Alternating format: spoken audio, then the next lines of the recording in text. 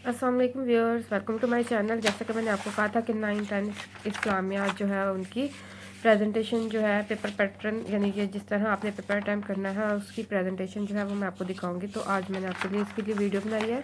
तो चलते हैं स्टार्ट से। अच्छा, क्योंकि 9-10 का जो है उनकी बुक की सेम है, प्लस उनका सिलेबस जो है जस्ट वो डिवाइड हुआ हुआ है। बाकी उन दोनों क्लासेस का पेपर पैटर्न सेम है, यानी कि ये शॉर्ट क्वेश्चंस भी हैं और साथ जो है आयात का तर्जमा है, हदीस की तर्जमा और तशरीह है और मौज़ूआती मुताला, यानी टॉपिक सेम है। मतलब टॉपिक डिफरेंट है लेकिन पेपर पैटर्न जो है वो सेम है। तो इसलिए 9th और 10th दोनों इसको फॉलो कर सकते हैं। फ़िलहाल ये जो है प्रेजेंटेशन, पेपर प्रेजेंटेशन मैंने 9th क्लास के लिए बनाई है, लेकिन 10th क्लास के लिए भी बिल्कुल सेम होगी। तो चलते हैं। सबसे पहले आपको पता है हिस्सा अव्वल आएगा पेपर में। आपके सबसे पहले लिखा होगा जो आपको सब्जेक्टिव टाइप पेपर मिलेगा, उसमें आएगा हिस्सा अव्वल। उससे पहले मैं बताती चलूँ, जैसे कि मैं हर प्रेजेंटेशन वाली वीडियो में बताती हूँ, क्योंकि जो अक्सर जो है व्यूअर्स वो न्यू होते हैं, न्यू कमर होते हैं, फर्स्ट टाइम वीडियो देख रहे होते हैं, उनके लिए। तो इसमें आपने क्या लेना है, 2 स्केल ले लें। एक लार्ज साइज़ के स्केल जो है वो ये 1 साइडेड मार्जिन लाइन के लिए, और जो शॉर्ट स्केल है वो मतलब जो हाफ स्केल है वो आप ले लें जो हेडिंग्स हैं उनको अंडरलाइन करने के लिए। और ये लाइनिंग जो है हमेशा आपने एंड पे रखनी है, एंड में लगाने के लिए। और इस साथ जो आपने कैरी करना है इंक पेन है ऑफ कोर्स, और साथ जो है आप 605 कट मार्कर है। ये जो जैसा कि आप देख सकते हैं, ये जो मेन हेडिंग्स हैं उनके लिए मैंने लिया, और 604 मार्कर जो ये सब हेडिंग्स के लिए है। और साथ जो है आप, अच्छा, 605 मार्कर जो है उसकी ब्लू कैप है, और 604 मार्कर यानी जिसकी टिप थोड़ी सी कट होते, दोनों कट मार्कर हैं लेकिन इसकी टिप ज़रा छोटी होती है शॉर्ट हेडिंग के लिए, और इसकी टिप थोड़ी सी मोटी होती है बोल्ड हेडिंग के लिए। और एक 605 कट मार्कर आप वैसे भी कैरी करें। ये देखें मैंने इसको कट किया हुआ है और ये डबल कट है, ठीक है। ये मैंने खुद ब्लेड से कट किया। इसका ट्यूटोरियल भी मैंने वीडियो अपने चैनल में डाला हुआ है कैसे कट करना हो, ताकि ये आप जब मार्जिन लाइंस ड्रॉ करें या अंडरलाइन करें हेडिंग्स को तो खुद बहुत डबल आउटलाइन आए और लुक इसकी अच्छी लगती है। और आपको 2 बार नहीं, 1 बार ही लाइन लगानी पड़ेगी, खुद ही डबल आउटलाइन लगेगी। अच्छा, इसके बाद आप सबसे पहले चलते हैं प्रेजेंटेशन की तरफ। सबसे पहले हिस्सा अव्वल है, उसमें सवाल नंबर 2 और सवाल नंबर 3 है, वो दोनों शॉर्ट क्वेश्चन के हैं। तो आप मेन हेडिंग दे दें, सवाल नंबर 2 की हेडिंग का भी नाम दें, आप हिस्सा अव्वल लिखें। मुख्तसर सवालात के जवाबात इसकी मेन हेडिंग दे 605 मार्कर से। उसके बाद यहाँ पे सवाल नंबर 2 की हेडिंग दे, और सवाल नंबर 2 में यानी कुरानी आयात के हवाले से जो शॉर्ट क्वेश्चंस हैं वो आप यहाँ पे अटैम्प्ट करेंगे। तो आपने क्वेश्चन लिखना बिल्कुल भी नहीं है, आप जस्ट उसके पार्ट्स मेंशन करें, क्योंकि चॉइस होती है 6 अटैम्प्ट करने आउट ऑफ 9। तो आपने जो भी शॉर्ट क्वेश्चन अटैम्प्ट करना है आप उसके जो है मार्किंग दें, नंबरिंग दें, उसके बाद उसको अटैम्प्ट करें। अब क्योंकि ये शॉर्ट क्वेश्चन है और एग्जामिनर अपनी मर्ज़ी से आपको 2 out of 2 they, 2 out of 1 दे, तो उसके लिए आप जो है उस पर भी आप जो है मेहनत करें। हेडिंग्स बनाएं, अगर हेडिंग्स पॉसिबल हैं तो आप लाजमी बनाएं। अगर बिलफर्ज जैसे कि वो सूरत अनफाल है या सूरत मुमतहना है या सूरत हिसाब है, उसमें जंग या उसके हवाले से कोई भी सूरत के हवाले से वाक़या वगैरह या कोई भी बात पूछी जाती है तो जिसकी हेडिंग नहीं बन पाती, तो आप जस्ट क्या करें, डायरेक्ट उसको यहाँ पे स्पेस दे के, जैसे पैसेज अटैम्प्ट करते हैं ना, तो स्पेस दे के आप उसका आंसर लिख दें, बस पार्ट मेंशन कर लें या जो आपकी हेडिंग दे दें। ये नेसेसरी नहीं है, जस्ट आप ये जवाब अगर यहाँ कट कर दें तो इस तरह आप स्पेस दे के यहाँ से उसका आंसर लिखें, और 3 to 4 लाइन्स में कवर करें, इससे ज़्यादा एक्सटेंड मत करें, इससे शॉर्ट मत करें। तो उसके बाद जो है नेक्स्ट पार्ट अटैम्प्ट करने से पहले आप एक लाइन स्किप कर दें, तो ताकि थोड़ा सा ज़्यादा वो ना हो जाए, जिस तरह क्या कहते हैं उसको, ज़्यादा मर्ज ना हो जाए, थोड़ा सा स्पेस भी आनी चाहिए। इसके बाद नेक्स्ट पार्ट मेंशन करें। अब जैसे इसमें क्वेश्चन है कि उसमें सूरत अनफाल में मुसलमानों के लिए काफिरों से मतलब क्या हदायत दी हुई हैं, तो इसमें हेडिंग बन रही थी तो मैंने हेडिंग बना ली। अगर आपसे जल्दी जल्दी नहीं बन पा रही है तो आप जस्ट ना हेडिंग बनाएं, आप जस्ट क्या करें, स्पेस दें, पैसेज की फॉर्म में 3 to 4 लाइन्स में आंसर लिख दें। इस तरह अब इस तरह के क्वेश्चन भी होते हैं जिसमें आपके पास जो है आयत में से कोई से 2-3 वर्ड पिक करके पूछा जाता है, इसका तर्जमा करें या इसके मायने बताएं, इसका मफहूम बताएं।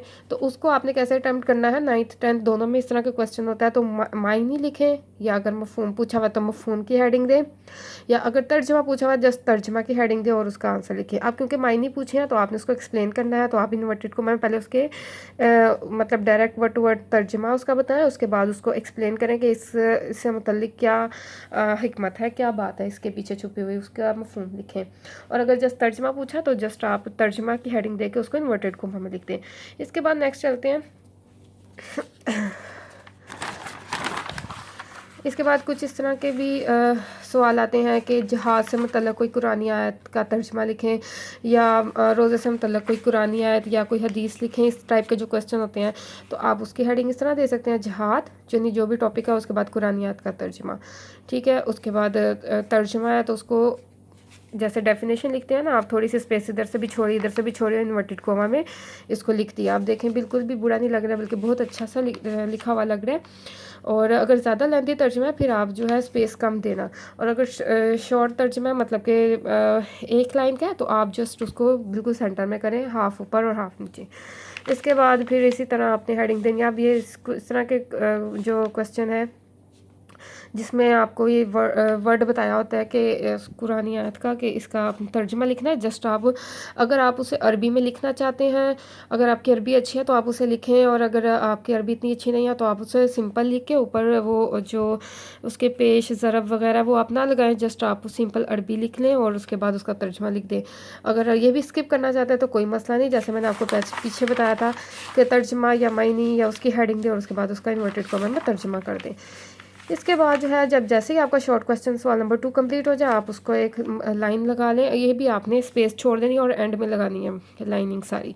जितनी भी मैं हेडिंग्स वगैरह लिखती हूँ उसकी एंडिंग जब पेपर आपका ख़त्म होने वाला होता है तो मैं टाइम मैनेज किया होता है, तो कुछ ना कुछ टाइम लाजमी रखा होता है कि एंड पे मैंने इसकी हेडिंग्स जो अंडरलाइन करनी है, मार्जिन लाइन्स लगानी है, तो तब आपने ये लगानी है। इसके बाद सवाल नंबर 3 की हेडिंग दें 605 मार्कर से। उसके बाद फिर सेम उसी वे से आपने सारे शॉर्ट क्वेश्चन अटैम्प्ट करने हैं। किसी की डेफिनेशन पूछी हुई है तो उसकी हेडिंग बना के लिखें, हुस्न अखलाक से क्या मुराद है, हुस्न अखलाक लिखें, लफ्ज़ लिहाज से क्या मुराद है, लफ्ज़ लिहाज से मुराद उसकी हेडिंग दें, ठीक है। इस तरह आपने ये शॉर्ट क्वेश्चन अटैम्प्ट करने हैं। इसी तरह जैसे कोई आपसे पूछे जाते हैं कि हज के 2 फ़राइज़ बताएं, ज़कात के 4 मसारिफ बताएं, तो आप इसको इस तरीके से अटैम्प्ट कर सकते हैं, या एरो बना लें या नंबरिंग दे दें, या आप इसमें बुलेट्स बना लें, ठीक है।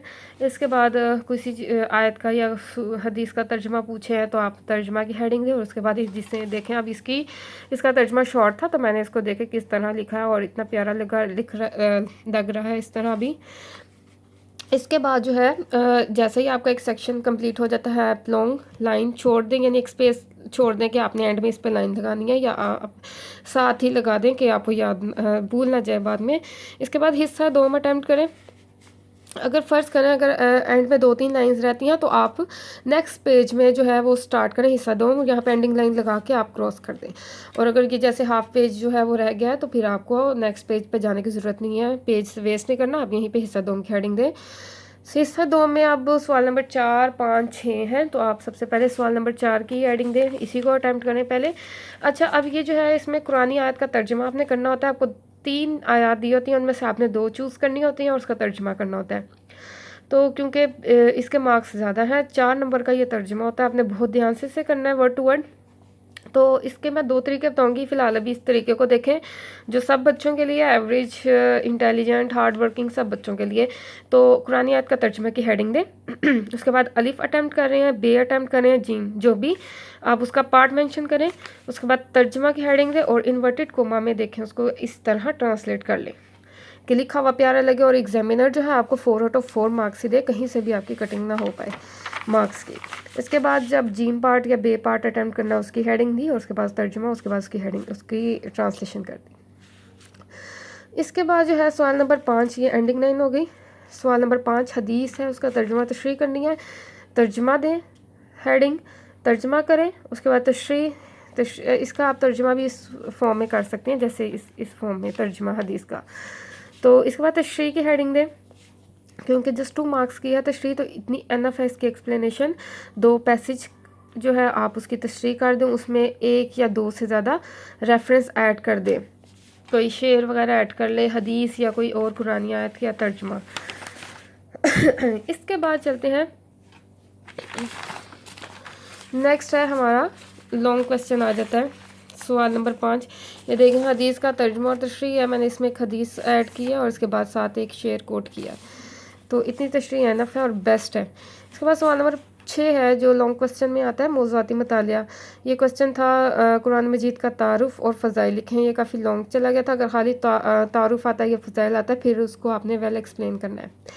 तो इसमें आपने सबसे पहले मेन हेडिंग बता दी कि कुरान मजीद का तारुफ और फ़ज़ाइल। सबसे पहले हम तारुफ की तरफ आते हैं।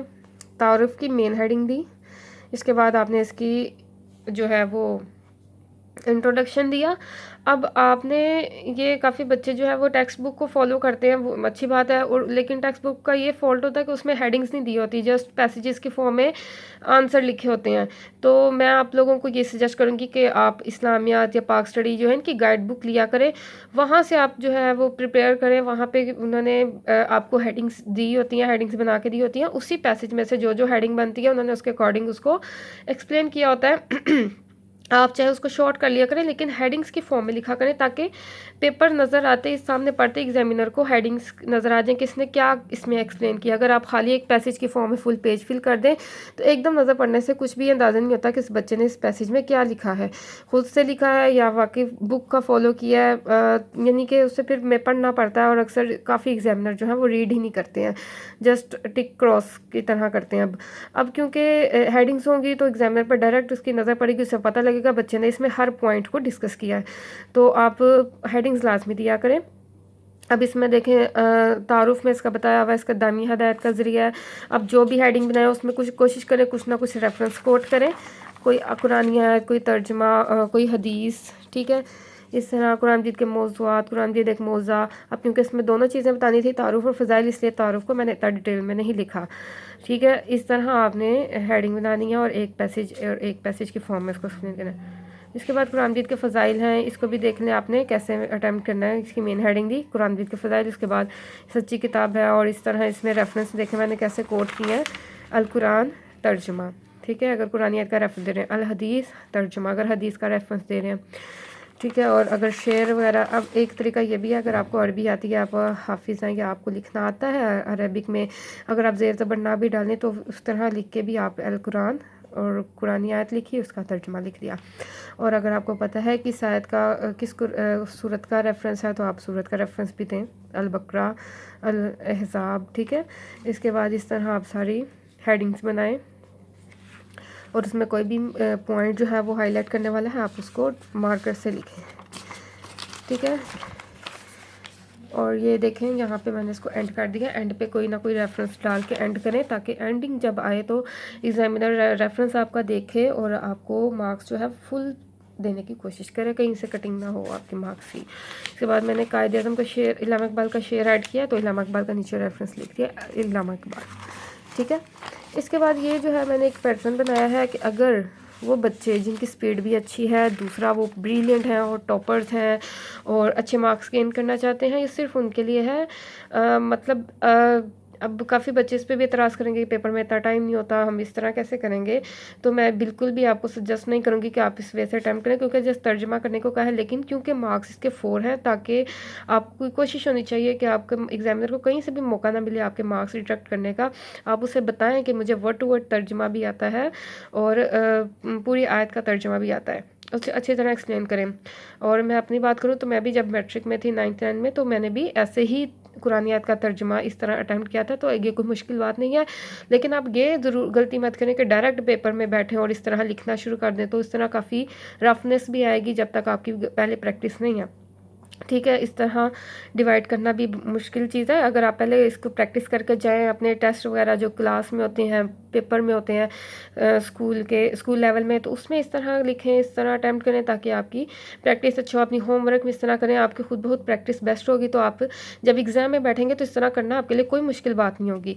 तो सिर्फ उन बच्चों के लिए जो टॉपर्स हैं या टॉप करना चाहते हैं या बेस्ट हैं, वो इस तरह अटैम्प्ट करें तो उनके लिए बहुत ही बेस्ट होगा, ठीक है। अगर आप उस तरह तर्जुमा भी अटैम्प्ट करें तो भी ओके है, लेकिन मेरे ख्याल से ये बेस्ट तरीका होगा अटैम्प्ट करने का। बिल्कुल वर्ड टू वर्ड उसको ट्रांसलेट करें और एग्जैक्ट पूरा उसका आयत का तर्जुमा भी साथ लिख लें, जैसे कि आपकी बुक्स में इस तरह लिखा होता है।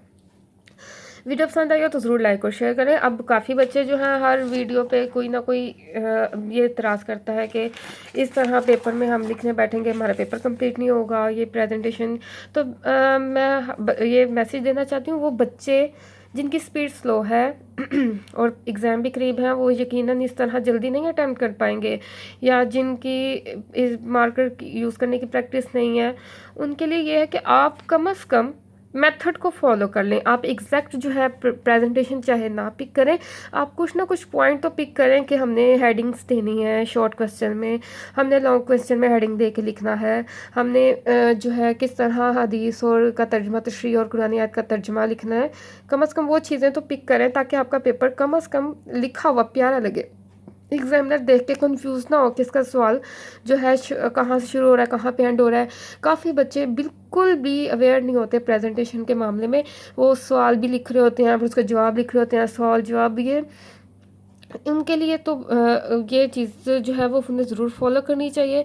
आपने क्वेश्चंस नहीं लिखने होते, जस्ट आप उनकी नंबरिंग दें, हेडिंग्स दें, इस तरह सॉल्व करें तो इंशाल्लाह आपके 50 आउट ऑफ 50 मार्क्स जो है वो पक्के हैं। और ये एक इस तरह के सब्जेक्ट इस्लामियात होगी, पाक स्टडी हो गई, ये सब्जेक्ट्स जो हैं वो आपके नंबर गिविंग सब्जेक्ट्स होते हैं। आप इसको अपनी टोटल जो है एवरेज जो है बेस्ट करने के लिए यूज़ कर सकते हैं, इनको इग्नोर मत किया करें। वीडियो पसंद आई हो तो ज़रूर लाइक और शेयर करें, चैनल को सब्सक्राइब करना मत भूलिए। अपना ख्याल रखिए। अल्लाह हाफिज़।